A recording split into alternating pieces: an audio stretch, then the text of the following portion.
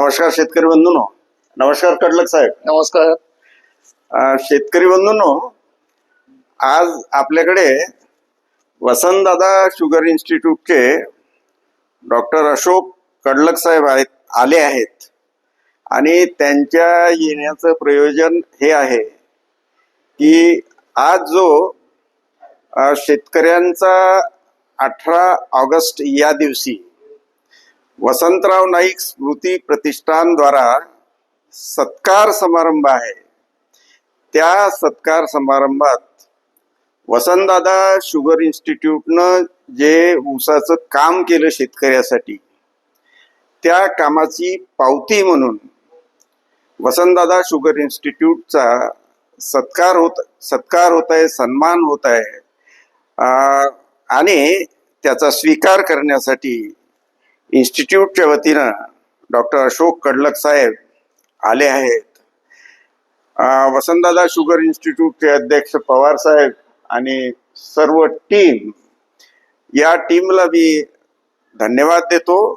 कारण महाराष्ट्रातच नाही तर संपूर्ण भारतामध्ये ऊसामध्ये संशोधनाचं जे काम आहे, म्हणजे ऊस लागवण, उत्पन्न आणि त्यापासून साखर तयार करणं, ऊसाची संपूर्ण टेक्नॉलॉजी, यात वसंतदादा शुगर इन्स्टिट्यूटचं फार मोठं काम आहे. डॉक्टर अशोक कडलक साहेब हे सॉइल सायंटिस्ट आहेत आणि त्यांचं या कार्यामध्ये फार मोठं योगदान आहे. तर शेतकऱ्याच्या दृष्टीनं ते अत्यंत महत्वाचं आहे. बंधूंनो, ऊसाचं उत्पन्न वाढण्याच्या दृष्टीनं अशोक कडलक साहेबांची आपल्याला खूप मदत होणार आहे. म्हणून त्याचं प्रयोजन म्हणून मी आज एक छोटीशी मुलाखत आमच्या प्रतिष्ठानच्या वतीनं घेत आहोत. तर कडलक साहेब नमस्कार. नमस्कार. कडलक साहेब, आपण सॉइल सायंटिस्ट आहात आणि फर्टिलायझर, मायक्रोन्यूट्रिएंट यावर आपलं फार मोठं काम आहे. तर ऊसाचं जे उत्पन्न आहे पश्चिम महाराष्ट्रात जास्त आहे, आमच्या विदर्भात थोडंसं कमी आहे.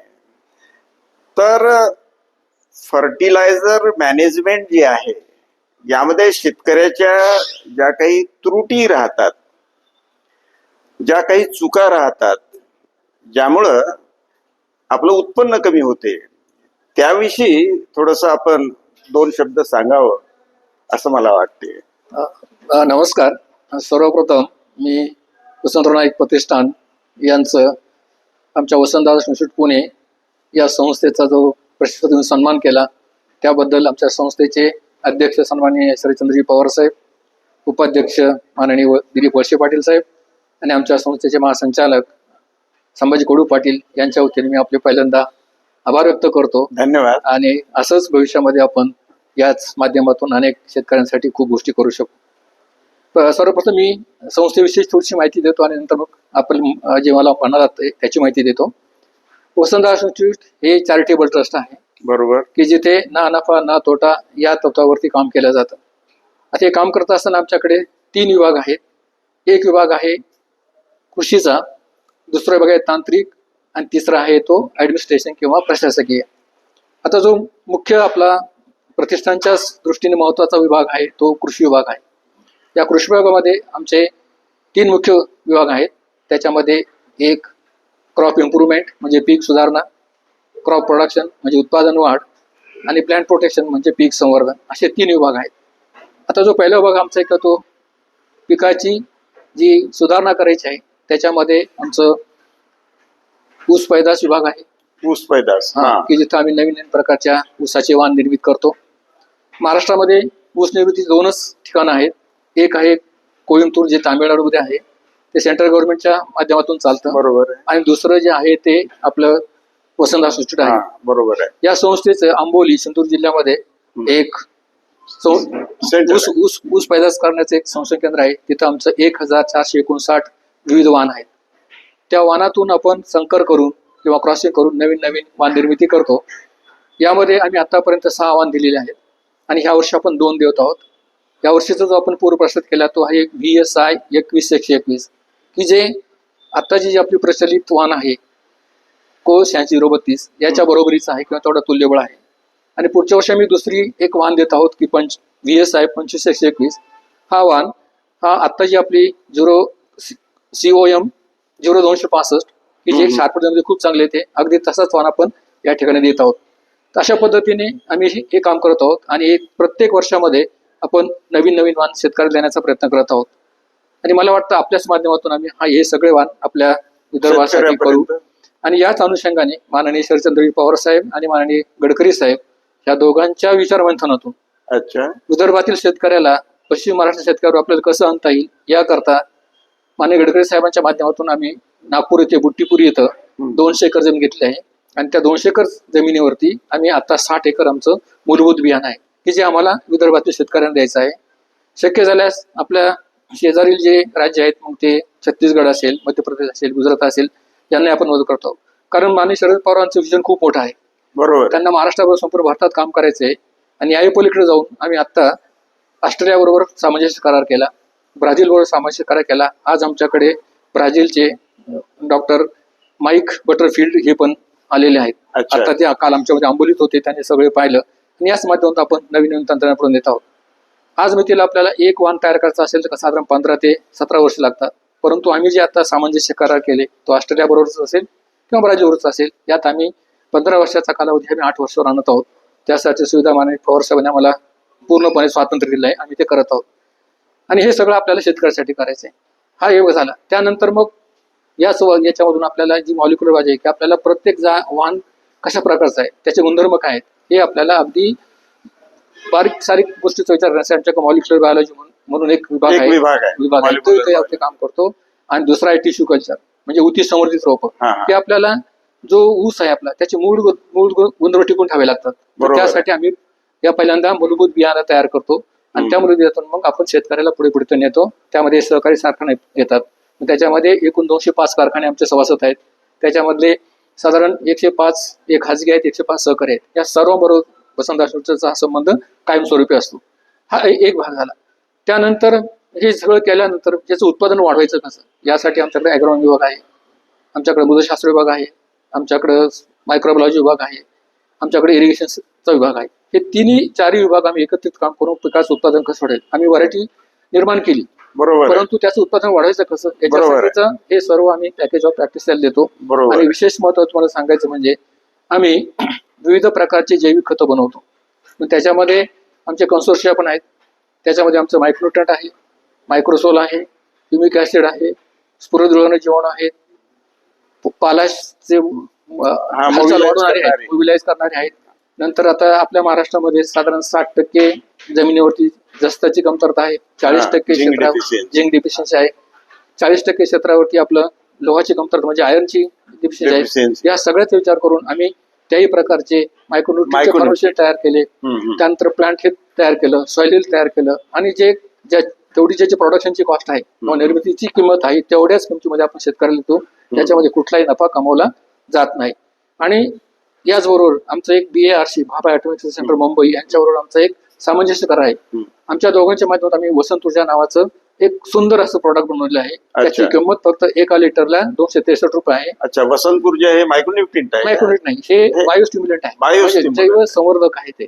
म्हणजे ते ऊसासाठी स्पेशल आहे? नाही, सर्वच पिकासाठी सर्वच पिकासाठी वसंत ऊर्जा. आम्ही साधारणतः आमची किंमत फार कमी आहे, म्हणजे 1 लिटरला 265 रुपये आहे. तर आम्ही साधारण कमीत कमी 5 कोटीचं ना नफा ना तोटा बेसवरती शेतकऱ्यांना ते पोहोचवतो.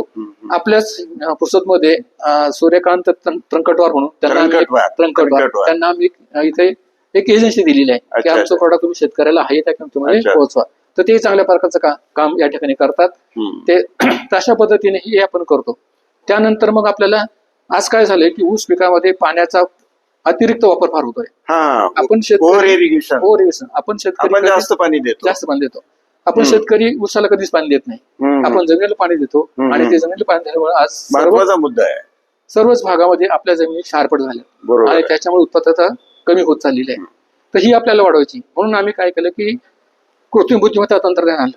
आम्ही पश्चिम महाराष्ट्रामध्ये, मराठवाड्यामध्ये मोठ्या प्रमाणात ते राबवलं. तुम्हाला उत्तम उदाहरण सांगेल मी, जयप्रकाश दांडेगावकर सर हम्म. यांचेच आजच्याच याला आहे आलेलं पेपरला की 5 महिन्यामध्ये 15 कांड्या उसाला. म्हणजे 5 महिन्यात महिन्यात 15 कांड्या म्हणजे महिन्याला 3 3 कांड्या कांड्या पडल्या. म्हणजे खूप छान म्हणजे ग्रोथ आहे. हे हा. ह्या त्या तंत्रज्ञानाचं किमया आहे. अच्छा, ते अच्छा. आम्ही मागच्या वर्षी 5,000 शेतकऱ्याच्या कुठलं शेतावर तंत्रज्ञान सांगितलं तुम्ही हे? कृत्रिम बुद्धिमत्ता अच्छा, AI टेक्नॉलॉजी, हा, artificial कृत्रिम intelligence. बुद्धिमत्ता. हा अतिशय आपल्याला उदर पद्धती करायचं आहे. तर आमचा माणूस आहे, आपल्या माध्यमातून आम्हाला ते शेतकऱ्यांपर्यंत न्यायचं आहे. आम्ही संत्री मोसमीत पण काम करू, अच्छा, पण ऊसातनं आम्हाला सुरुवात करायची आहे. बरोबर. कारण ऊस हे शाश्वत पीक आहे. बरोबर आहे. कारखाना आपला असतो, हम्म, तो बरोबर आहे. ऊस घेऊन जातो, शेतकऱ्याला फारसा त्रास होत नाही त्याच्यामध्ये. तर त्या दृष्टीने आपण तेही प्रयत्न या ठिकाणी करणार आहोत. त्यात आपली मदत आम्हाला निश्चित लागेल. यासाठी आपण तुमच्याच माध्यमातून वसंतराव नाईक प्रतिष्ठानबरोबर सामंजस्य करार करू आणि ही तंत्रज्ञान शेतकऱ्यांसाठी पुढे घेऊन जाऊ. डॉक्टर साहेब, आता तुम्ही जी माहिती दिली, तुमचं वसंतदादा शुगर इन्स्टिट्यूटचं काम फार मोठं आहे, प्रचंड काम आहे आणि मल्टी डायमेन्शन आहे. सगळ्या अंगानं तुम्ही काम करता.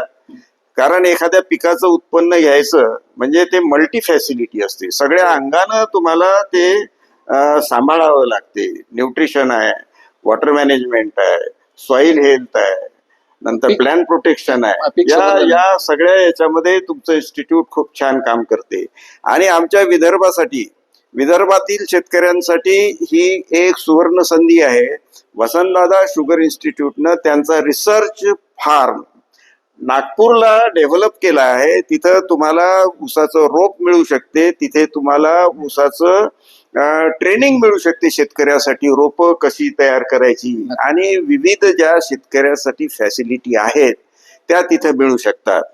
आता डॉक्टर साहेब, तुमचं कामाचा व्याप तर फार मोठा आहे, परंतु आता मी काही जे ठळक मुद्दे आहेत आमच्या विदर्भातील शेतकऱ्याच्या दृष्टीनं त्यावर तुम्हाला काही प्रश्न विचारतो. आमच्या विदर्भातील जमिनीचा पीएच जो आहे तो 7.5च्या वर आहे. म्हणजे असं समजा की 8च्या आसपास आहे. बऱ्याच भागातल्या जमिनी जसं परतवाडा वगैरे, अकोल्याचा काही पट्टा, पूर्णेचा भाग हा पूर्ण पूर्णेचा हा खारपान आहे. कारखाना. म्हणजे ह्या आणखी सोयीच्या नाही. तर या हाय पीएचच्या जमिनीमध्ये नॅचरली सगळे सॉइल सायंटिस्ट सांगता, आपण तर त्यातले तज्ज्ञच आहात, तर मायक्रोन्यूट्रियनची डेफिशियन्सी असते. तर काय विशेष शेतकऱ्यांना काळजी घ्यायची किंवा एक ठोकताळा म्हणून किंवा एक महत्वाच्या काही गोष्टी त्यानं केल्या म्हणजे त्याचा ऊस चांगला येईल, इतर पिकं चांगली येतील, यावर काही प्रकाश टाका. अगदी तुम्ही योग्य प्रश्न विचारला. सर्वप्रथम मी असं म्हणेन की तुम्हाला का आमच्या जमिनीचा पीएच 7.7च्या पुढे आहे. हा, 7.7 पर्यंत ठीक आहे, मी म्हणाल काही हरकत नाही. 7.7च्या पुढे आहे. पण तो पुढे गेलेला आहे. तर आता जो पुढे गेलेला समूह आहे तो आपल्याला कमी करावा लागेल. मग तो कमी करत असताना आपल्याला ज्या काही त्याच्या ॲग्रॉनॉमिकल प्रॅक्टिसेस आहेत किंवा जे काही आपल्याला ऊस पिकवण्यासाठी ज्या काही वेगळ्या मशागतीच्या पद्धती असतात त्याच्यामध्ये बदल करावा लागेल. त्यानंतर सगळ्यात महत्वाचं म्हणजे मला सांगावंशी ते वाटतं की माती परीक्षण हा अजिबात शेतकऱ्याच्या डोक्यातच विषय नाही. बरोबर आहे. माती परीक्षण केलं पाहिजे. आपल्या महाराष्ट्रात फक्त 2% शेतकरी माती परीक्षण करतात. बरोबर आहे. माती परीक्षण सुविधा सगळ्या जिल्ह्याला कृषी विभागानं केलेली केली आहे. आहे. प्रत्येक जिल्ह्याला माती परीक्षण प्रयोगशाळा आहेत, कृषी विद्यापीठाच्या माती प्रयोगशाळा आहेत, आमची माती परीक्षण प्रयोगशाळा आहे. त्यावेळेस सगळ्या सुविधा असताना ते करत नाही. मला वाटतं ते पहिल्यांदा आपण जर केलं, मी असं म्हणणार नाही की शेतकऱ्यांनी दरवर्षी करावं, परंतु कमीत कमी 3 वर्षात एकदा तरी ते माती परीक्षण करावं की जेणेकरून आपल्याला आपल्या जमिनीचं आरोग्य काय आहे.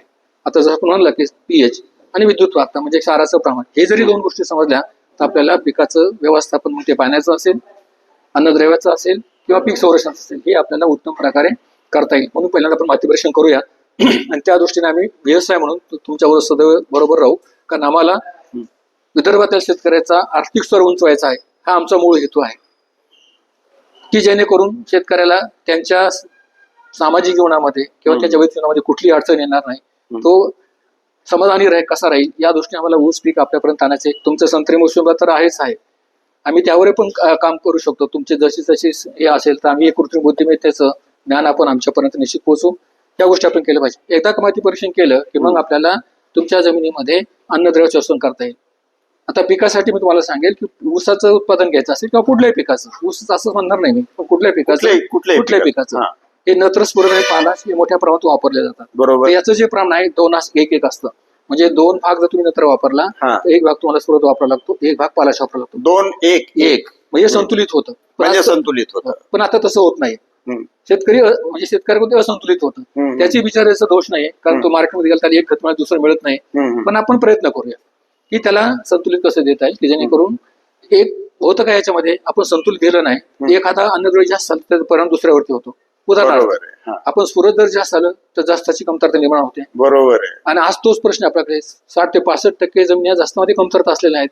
हे याच्यामुळे झालेलं आहे, ते आपल्याला होऊ द्यायचं नाही. हा, म्हणजे अजून आपण विदर्भात तरी 2-1-1 हे आपल्याला वापरावंच लागेल. हा. शेतकरी बंधूंनो, डॉक्टर साहेबांनी हा जो महत्वाचा मुद्दा सांगितला, आपण जे मॅक्रो न्यूट्रिन म्हणजे मोठी खतं जी वापरतो आपण ती NPK आहे आणि सूक्ष्म.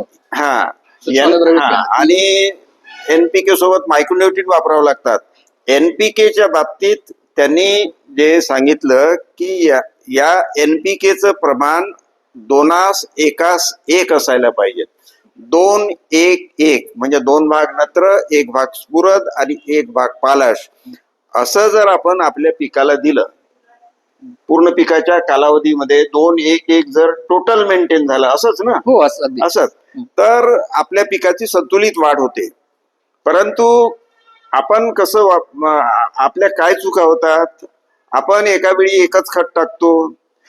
समजा आपण DAP टाकलं तर त्याच्यात पोटॅश नाही, किंवा समजा आपण नुसताच युरिया टाकला तर त्याच्यात फॉस्फेट आणि पोटॅश नाही. तर आपण असंतुलित खतं वापरतो आणि असंतुलित खताचा वापर केल्यामुळं डॉक्टर साहेबांचं म्हणणं असं आहे की कुठलं तरी एक न्यूट्रिएंट जास्त होते तर बाकीच्या न्यूट्रिएंटची किंवा मायक्रोन्यूट्रिएंटची डेफिशियन्सी निर्माण होते. त्यांनी अत्यंत एक महत्वाचा मुद्दा सांगितला की फॉस्फेटचा अतिरेकी वापर केल्यामुळे जस्ताची कमतरता पिकाला जाणवते. तर फॉस्फेटचा अतिरेकी वापर व्हायला नको. फॉस्फेटचा काय, कुठल्याच अन्नद्रव्याचा अतिरेकी वापर नको. आणि त्यांचं म्हणणं आहे की मायक्रोन्यूट्रिएंटचा वापर आपण फारसा करत नाही, तो करायला पाहिजे. डॉक्टर साहेब, चांगला मुद्दा आहे, पुढे सांगा. फार चांगली माहिती देता तुम्ही. आता याबरोबरच आपल्याला जमिनीचं आरोग्य किंवा जमिनीचा शेतकरी भाषेमध्ये जमिनीचा पोत पण आपल्याला राखावा लागतो. बरोबर. मग तो पोत राखायचा आपल्याला एकात्मिक अन्न व्यवस्थापन करावं लागेल. एकात्मिक अन्न व्यवस्थापन म्हणजे काय, की आपल्याला सेंद्रिय खतं पण वापरावं लागतील, आपल्याला रासायनिक खतं पण वापरावं लागतील, आपल्याला जैविक खतं पण वापरावं लागतील. ह्या तिघांचा जर एकात्मिक आपण वापर केला तर जमिनीचा पोत किंवा जमिनीची सुपीकता आपल्याला व्यवस्थितपणे टिकवता येते. याचं प्रमाण किती असावं, तर सर्वसाधारणपणे 30 ते 35% तुम्हाला सेंद्रिय खतंही वापरावीच लागतील. तेवढीच 30 ते 35% तुम्हाला रासायनिक खतं वापरावं लागतील आणि राहिलेल्या 20 ते 25% तुम्हाला जैविक खतं वापरावं लागतील. हे तुम्ही जेव्हा एकात्मिक पद्धतीने कराल त्यावेळेस जमिनीची भौतिक रचना ती सुधारेल. ती अतिशय महत्वाची. ती सुधारली तर जमिनीची सुपीकता म्हणजे रासायनिक गुणधर्म सुधारतात. किंवा आपण ज्या निविष्ठा वापरतो मग त्या युरियाच्या माध्यमातून असतील, सिंगल फॉस्फेट असेल, DAP असेल किंवा कोण असेल, त्याची कार्यक्षमता वाढते. बरोबर. आता ज्यावेळेस भौतिक रचना सुधारते त्याच्यामध्ये सेंद्रिय खतं वापरावं लागतात. ते वापरले की आपोआप जैवविविधता वाढते. ती पण गरजेची आहे. आपण जमिनीला जिवंत म्हणतो, ती काय तुमच्या माझ्यासारखी बोलते किंवा चालते असा तर भाग नाही, परंतु तिला आपण जिवंत म्हणतो. ते यामुळे म्हणतो की त्याच्यामध्ये जे विविधता आहे, विविध जीवाणू आहेत त्यांची संख्या वाढते म्हणून ती जिवंत आहे. अच्छा, तिघांचंही एकमेकाच्या हातात घालून चालतात. तुम्हाला दुसरे बी याच्या सांगेल की कुठल्याही वनस्पतीला अन्नद्रव्य हे सेंद्रिय स्वरूपात घेता येत नाहीत. ते असेंद्रिय किंवा रासायनिक स्वरूपात यावे लागतात, तेव्हाच ते पिकाला घेता येतात, अन्यथा ते येत नाही. म्हणजे काम कोण करतं, तर हे काम जीवाणू करतात. आपण जेवढ्या निविष्ठा आपण वापरतो त्या सेंद्रिय स्वरूपात असतील किंवा रासायनिक स्वरूपात असतील, याचं रूपांतर सेंद्रिय स्वरूपातून असेंद्रिय किंवा रासायनिक स्वरूपाचं काम करायचं कोण करत असेल तर जीवाणू करतात. म्हणून ते महत्वाचे आहे. आणि असं झालं तरच आपला जो खतावरचा खर्च आहे तो कमी होईल, जमिनीचं आरोग्य अबाधित राहील, पिकाची उत्पादन वाढेल, पिकाची प्रत वाढेल. ह्या दोन्ही गोष्टी आपल्याला एका वेळेस सत्य करता येतील. उदाहरण, एक भौतिक उदाहरण सांगतो की जमिनीची घनता. आता असं समजू की 4 शेतकऱ्याच्या डेन्सिटी, आपण असं समजूया की 4 शेतकऱ्यांच्या शेतामधून सारख्याच आकारमानाची ढेकळं आणली, सारख्याच आकारमानाची, आणि त्याचं वजन केलं तर एकाचं 10 ग्रॅम भरलं, एकाचं 5 ग्रॅम भरलं, एकाचं 2 ग्रॅम भरलं, एकाचं 8 ग्रॅम भरलं. मग चांगला शेतकरी कोण, हा महत्वाचा आहे. तर ज्या शेतकऱ्याच्या शेतामधल्या ढेकळाचं सारख्या प्रमाणाचं वजन 2 ग्रॅम भरलं त्याची जमीन सगळ्यात उत्तम. म्हणजे वजन कमी असलं कमी पाहिजे असलं तेवढ्याच त्याचं. आकारमानात. मग आता कमी का झालं त्याचं? कारण त्याच्या जमिनीत जे पोकळीचं प्रमाण आहे ते जास्त आहे. पोकळी ते अतिशय महत्वाचं आहे. ते का महत्वाचं आहे की निसर्गाने जी आपल्याला जमीन दिली त्याच्यामध्ये 85% हे रासायनिक किंवा खनिज द्रव्य आहेत. म्हणजे नत्र आहे, सुरत आहे, पालास आहे, लोह आहे, मंगल आहे, गंधक आहे, ही सगळी आहे त्याच्यामध्ये. ती 45% आहे. 5% सेंद्रिय पदार्थ आहेत. आणि राहिलेल्या 50% 25% हवा आणि 25% पाणी. ज्याचं 2 ग्रॅम भरलं त्याच्यामध्ये हे आहे 25% पाणी 25% आहे. मग आता असं ज्यावेळेस 25% पाणी आणि 25% हवा राहते त्यावेळेस त्या जमिनीमध्ये जैवविविधता खूप असते की जी आपल्याला जमिनीला जिवंत ठेवण्याचं काम करते. तर ह्या गोष्टी आपल्या म्हणून हे तिन्ही गुणधर्म एकमेकांच्या हात घालून चालतात. एक जरी पुढे गेला तर दुसरा मागं पडतो आणि दुसरा मागं पडला तर तिसरा त्याहून मागं जातो. म्हणून आपल्याला हे एकात्मिक अन्नद्रव्य व्यवस्थापन करणं अत्यंत महत्वाचं आहे आणि ते कराल अशी मला अपेक्षा आहे. डॉक्टर साहेब, तुम्ही आम्हा शेतकऱ्याच्या डोळ्यात अंजनच घातलं. आम्हाला बऱ्याच शेतकऱ्यांना असं वाटते की बा नुसती खतं टाकली की उत्पन्न येईल. नाही, परंतु तुम्ही जे सांगितलं की जमीन जिवंत असते, जमिनीमध्ये जमिनीचं म्हणजे रासायनिक गुणधर्म, गुणधर्म, भौतिक गुणधर्म आणि जैविक गुणधर्म. रासायनिक गुणधर्म म्हणजे त्यामध्ये असणारे रासायनिक पदार्थ, उपलब्ध. जैविक गुणधर्म म्हणजे शेतकरी बंधूंनो त्यामध्ये असणारे विविध जीवाणू, गांडूळ आले त्याच्यामध्ये, मायक्रोरायझा आला, सर्व. आणि भौतिक गुणधर्म म्हणजे ती किती कडक आहे, किती नरम आहे, त्याच्यामध्ये हवा किती आहे, तिची घनता किती आहे. आणि तुम्ही सांगितलं की सारख्याच आकारमानाची माती किंवा ढेकूळ असेल तर ज्या ढेकळाचं वजन कमी त्यात हवा जास्त, पोरॅसिटी जास्त, त्याच्यामध्ये सेंद्रिय पदार्थ जास्त, म्हणजे ती जमीन चांगली. तर जमीन चांगली होण्यासाठी डॉक्टर साहेब तुमची आम्हाला नक्कीच मदत होईल. आणि तुमचा या विषयातला जो दांडगा अभ्यास आहे, तुम्ही जे आता उलगडून सांगितलं आम्हाला, ते नक्कीच आमच्या शेतकऱ्यासाठी फायद्याचं राहील. आता आपण साधारणतः ही ऊस लागवणीच्या आधी किती खतं टाकायला पाहिजेत, सेंद्रिय खतं? तर याच्यामध्ये सर्वसाधारणपणे आपल्याकडे मी ऊसाच्या बाबतीत पहिल्यांदा बोलतो की आपण 3 हंगामात ऊस लावतो. 3 हंगामात म्हणजे 8 साली साधारण जुलै ऑगस्ट मध्ये लावला जातो. पूर्व हंगामी ऑक्टोबर नोव्हेंबर मध्ये लावला जातो. आणि सुरू तो 15 डिसेंबर ते 15 जानेवारी किंवा फेब्रुवारी लावला जातो. या तिन्ही आहे. त्या तिन्ही हंगामातील ऊसाला आपल्याला एकरी कमीत कमी 8 टन सेंद्रिय खतं घालावे लागतात. एकरी 8 टन सेंद्रिय खत घालतात. मग त्याच्यामध्ये शेणखत आलं, कंपोस्ट खत आलं, कोंबडी खत आलं, वर्मी कंपोस्ट आलं, हे सगळे वापरता येतात. पण त्याच अनुषंगाने तुम्हाला सांगतो की तेवढी उपलब्धता होत नाही शेतकऱ्याला. मग काय करायचं? जो काडी कचरा असेल शेतकऱ्यामधला, मग अगदी तण असेल, आता पूर्वी असं म्हण होते आपल्याकडे, तण देई तण खाई धन, पण आता तसं नाहीये. आता तण देई धन आहे. तण देई धन म्हणजे तुम्ही ज्या जमिनीतून आपल्याला जे मिळतं, जे आपल्या कामाचे निश्चित घरी घेऊन या, पण जे आपल्या कामाचं नाही ते जमिनीमध्ये परत पुनर्स्थित करा. तिथेच कुजवा. आपल्या शेतामध्ये कुठेही धूर दिसता कामा नये. आपल्या शेतामध्ये कुठेही धूर दिसता कामा नये. एवढं जरी केले तर आपलं सेंद्रिय कर्ब आपोआप वाढेल. आज मी त्याला आपल्या महाराष्ट्रात फक्त 0.3% सेंद्रिय कर्ब आहे. ते 0.6% कमी असायला पाहिजे. म्हणजे फारच कमी आहे. 50% पेक्षा कमी आहे ते. म्हणजे म्हणून आपली उत्पादकता कमी झाली किंवा उत्पादनाची प्रत बिघडली. ते आपल्याला वाढवायचं आहे. आता आपण उदाहरण घेऊया. आपण जर एक एकर ऊस घेतला आणि तो तुटून गेला तर आपल्याला 3 टन पाचट मिळतो. 3 टन पाचट मिळतं. त्या पाचटामध्ये 80% सेंद्रिय कर्ब आहे. मग आपण 1 टन म्हणजे 1000 किलो, म्हणजे 1000 किलो म्हणजे 800 किलो काय आपला सेंद्रिय कर्ब आहे. असं 3 टन आहे, 8 त्रिक 24 म्हणजे 2400 किलो सेंद्रिय कर्ब त्या पाचटात आहे. तो फक्त संवर्धित करायचा आहे. अवघड काहीच नाही, फार सोपं आहे. करायचं एवढंच आहे की ऊस तुटल्यानंतर वरंब्यावरचं पाचट सरीत लोटायचं. सरीत लोटलेल्या पाचटावरती 40 kilo urea, 50 kilo single super phosphate आणि 4 किलो पाचट कुजवणारे जीवाणू जे आमच्याकडे मिळतात ते टाकले की 2.5 महिन्यामध्ये तुम्ही तुमच्या शेतामध्ये 2400 किलो सेंद्रिय कर्ब सहज संवर्धित करू शकता, की जी काळाची गरज आहे. तरच आपलं उत्पादन ते वाढणार नाही. ते का करायचं? कारण जमिनीमध्ये मातीचे, रेतीचे, वाळूचे कण असतात. त्याची एकमेकांवर चाचणी व्हावी लागते. त्यांना धरून ठेवणारा पदार्थ कोणता असेल तो सेंद्रिय पदार्थ आहे. तो तुम्हाला उदाहरण सांगेल, शेतकऱ्या कदाचित पटेल येते वारूळ पाहिलं असेल तुम्ही. बरोबर आहे. शेतामध्ये वारूळ असतं आपलं. वाळू कोण बनवतं? मुंग्या बनवतात. मुंग्या बनवतात. असं समजू आपण 100 मुंग्या वाळू बनवतात. त्या 100 पैकी 50 मुंग्या ह्या मातीचे कण वाहतात आणि 50 मुंग्याच्या तोंडामध्ये बारीक पानाचा तुकडा असतो. बारकाने पाहिला असेल तर पानाचा तुकडा. पानाचा कुठेतरी पान तुडून आणतात ते, हा आणि त्याचा तुकडा असतो. हा. पहिल्यांदा मातीचा कण घेणारी मुंगी पुढे चालते, तिच्या पाठीमागे पानाचा तुकडा घेऊन चालले मुंगी चालते, ती मातीचा कण ठेवते आणि ही दुसरी पानाचा तुकडा आला मुंगी त्याच्यावर ती ठेवते, पुन्हा मातीचा कण, रेतीचा कण, वाळूचा कण असं ठेवत ठेवत असं वाळू बनतं की किती पाऊस आला तर ते पाणी त्याच्यात जात नाही. आपल्याला तशी जमीन करायची, मुंगी होऊन साखर खायची. म्हणजे वारुळाची जी माती असते ती सगळ्यात सुपीक असते. म्हणजे एक मातीचा कण, त्याच्यावर एक पानाचा तुकडा. कण, एक मातीचा कण, एक पानाचा तुकडा. मग ते एकमेकाला घट्ट धरून ठेवतात. हा. आणि त्याच्यामध्ये जे सेंद्रिय पदार्थ आहे ते एकमेकाला धरून ठेवण्याचं काम करतात. आपण एवढं जरी केलं तरी आपल्याला आपली शेती सुधारण्यास फार काही कालावधी लागणार नाही. हाही हे उत्पादन याच्यामध्ये आपल्याला कमीत कमी 30% उत्पादन वाढ करता येते.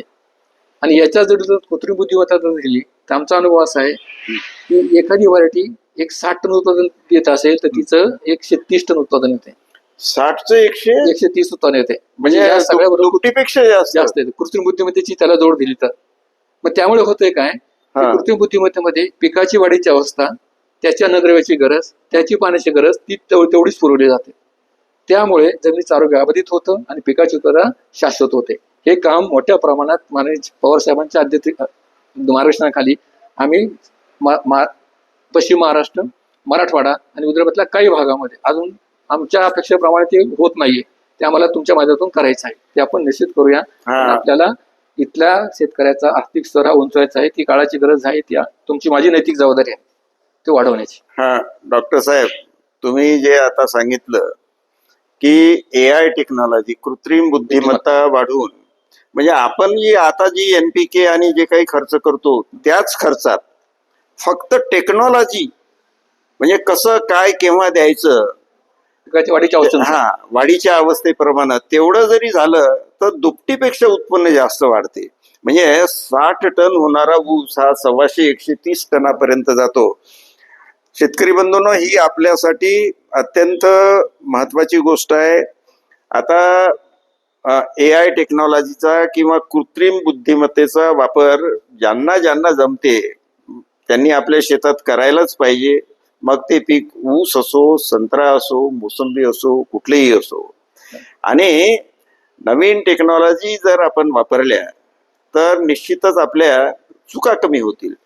आज शेतकरी बंधूंनो, आपली अवस्था कशी आहे की आपण पाणी शेतात नुसतं लावून देतो, खतं फेकून देतो, हिशोब आपण करत नाही, NPKचा हिशोब करत नाही, संतुलन NPKचं आणि मायक्रोन्यूट्रियनचं त्याचा आपण हिशोब करत नाही, जैविक खतं आणि बाकीच्या गोष्टीचा तर स्पर्शही होत नाही आपल्याला. तर डॉक्टर साहेबांनी जी माहिती सांगितली, जे वेगवेगळे मुद्दे सांगितले, ते आपल्या शेतकऱ्याच्या दृष्टीनं अत्यंत महत्वाचे आहेत. वसंतदादा शुगर इन्स्टिट्यूटला इकडे ऊसाचं क्षेत्र वाढवायचं आहे आणि शेतकऱ्याच्या ऊसाची क्वालिटी वाढवायची आहे. आमच्या वसंतराव नाईक प्रतिष्ठानचं कामही शेतकऱ्यांचा स्तर उंचावण्यासाठी काम करण्याचं आहे. तर डॉक्टर साहेब, मी तुम्हाला ॲश्युरन्स देतो, शेतकऱ्यांच्या दृष्टीनं जे जे काही चांगलं करता येईल ते करण्यासाठी आमच्या प्रतिष्ठानची बांधिलकी राहील. आणि भविष्यात तुम्हाला या भागात काही योजना राबवायच्या असतील तर त्या राबवण्यासाठी आमचं पूर्ण सहकार्य राहील. तुमचं आमचं कोलॅबोरेशन किंवा MOU आहे, सामंजस्य करार आहे, तोही आम्ही नाईक साहेबांना सांगून तो आम्ही करून घेऊ. कारण बेसिक म्हणजे उद्देश तुमचा आमचा एकच आहे की शेतकऱ्यांचं उत्पन्न वाढलं पाहिजे, त्याचं जीवनमान वाढलं पाहिजे.